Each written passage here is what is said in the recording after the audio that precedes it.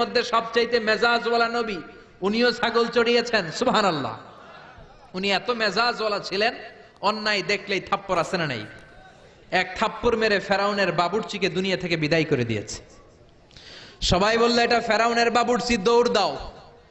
সাইয়েদনা মুসা বাঁচার জন্য দিলেন দৌড়। দৌড়াতে দৌড়াতে মিশর ছেড়ে সৌদি বর্ডারে ঢুকে গেছে। ওইটা আবার আরেক নবীর বাউন্ডারি, শুআয়ব আলাইহিস সালামের বাউন্ডারি। শুআয়ব আলাইহিস সালামের দুই মেয়েকে সাহায্য করলেন, কুয়া থেকে পানি তুলে দিলেন। মেয়েরা বলল চলেন আমাদের বাড়িতে চলেন। সাইয়েদনা মুসা ভাবলেন নতুন এলাকায় এসেছি, কাউকে চিনি না, ওদের বাড়িতে যাই। যাওয়ার পরে সাইয়েদনা শুআয়ব আলাইহিস সালাম মুসা আলাইহিস সালামের চেহারার দিকে তাকালেন। এট এ গ্ল্যান্সে ও মিয়া, পুলিশ পুলিশ চিনে, চোর চোর চিনে, আর নবী নবী চিনে। যেরকম ঠিক কিনা?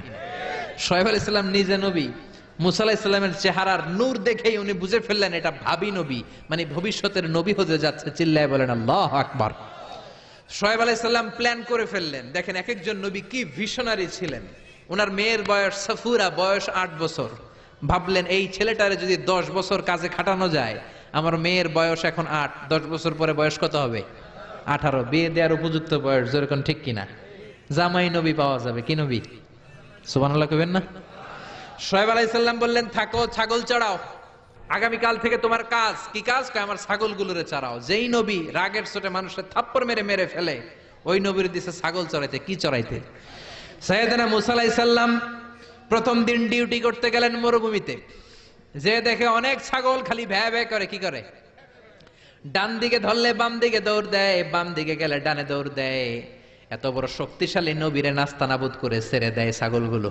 ঘামতে ঘামতে মুসা আলাইহিস সালাম শেষ।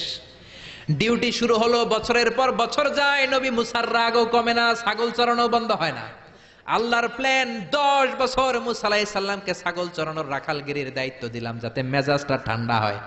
কারণ ফেরাউনের মেজাজ নরম না গরম? ফেরাউনও গরম, মুসাও যদি গরম হয়, মারামারি আছে না নাই? এজন্য আল্লাহ বললেন ফাকুলা লাহু কাওলান লাইনান লাআল্লাহু ইয়াতাযাক্কারু আও ইয়াখশা।